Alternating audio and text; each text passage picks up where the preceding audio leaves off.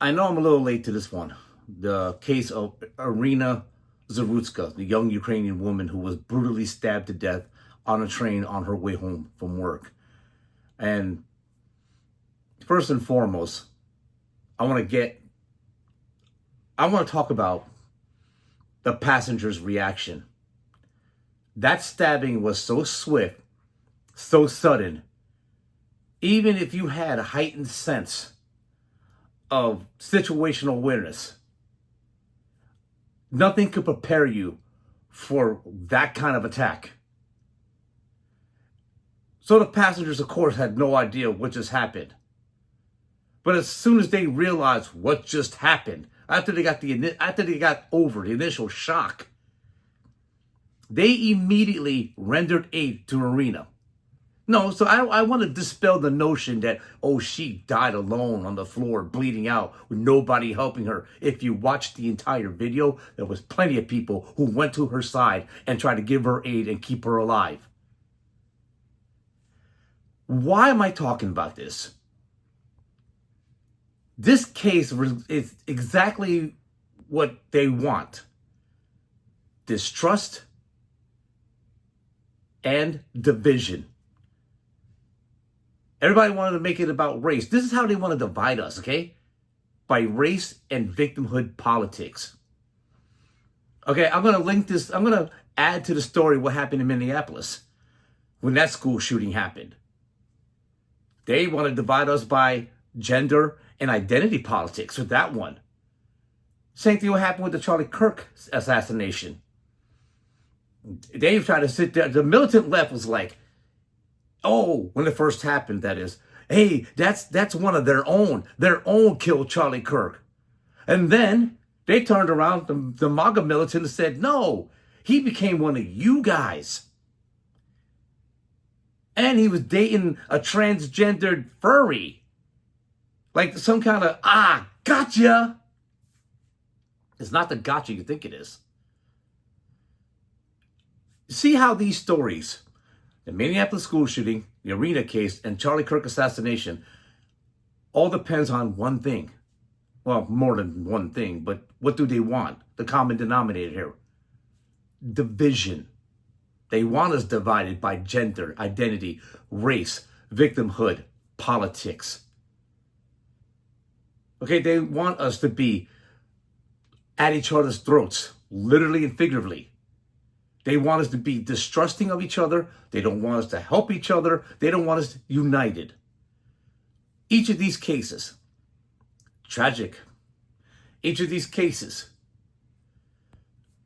very sad. But once this happened, once these things happened, it was like, gotcha, gotcha, gotcha. Militant left, gotcha. MAGA militants, gotcha.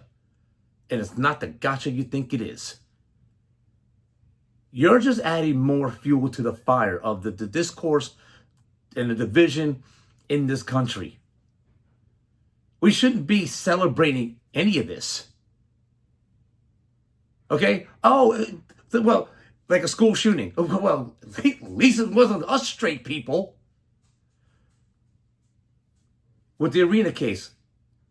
Oh, the usual suspects. And then with the Charlie Kirk assassination. No, it was you. No, it was you. No, it was you. No, it was you.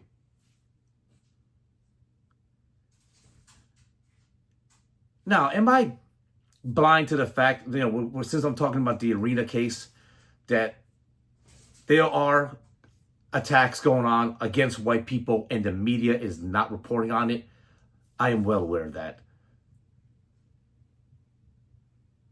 And I'm well aware, and I'm well aware that if Irina was a young African woman fleeing a war-torn country in Africa, and it was a white man that did it, oh yes, don't worry. It'll be the summer of love all over again. The race wars will continue. I'm well aware of that, but you know what? Please understand this. That's what they want. Why do you think they don't report this? Do you think the propaganda media is going to be fair in their reporting? Of course not. Because they want to push that division.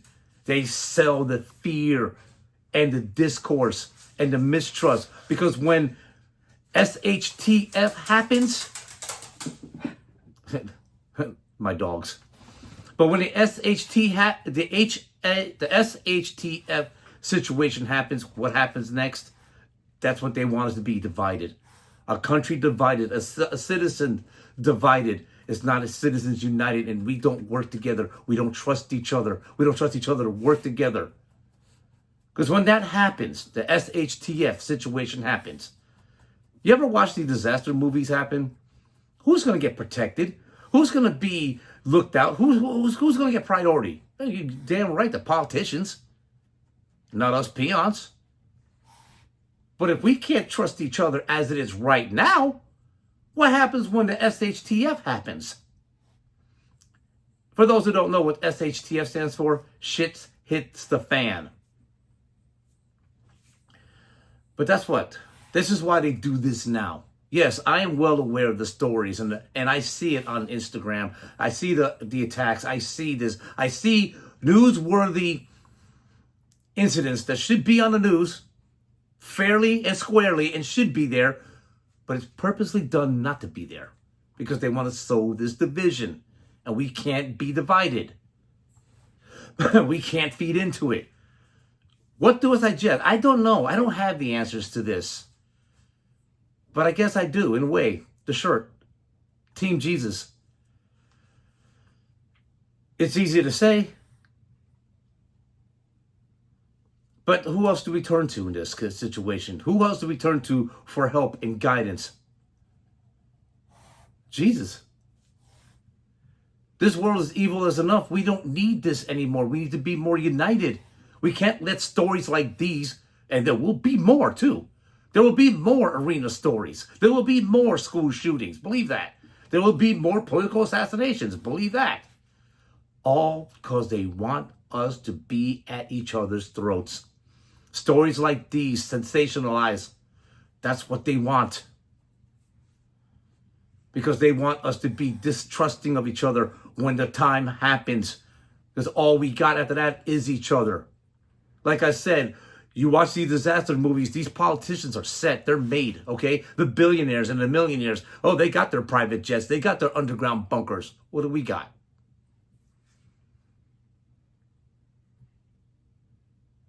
That's all I'm saying. So please, don't get hyped up. Don't get wrapped up, oh, because it's always about race. This is how they want us to be. Divided by race, identity, gender, and victimhood politics. But we got to be more united than that. That's all I got to say. That's all I can give. You know? Turn to Jesus. Pray for discernment. Pray for guidance. Don't give up on humanity yet. Don't let them divide us. Don't feed into it. Yes, I know. It is unfair that they would sit there and just ignore stories that should be reported on. But what do you expect from the synagogue of Satan?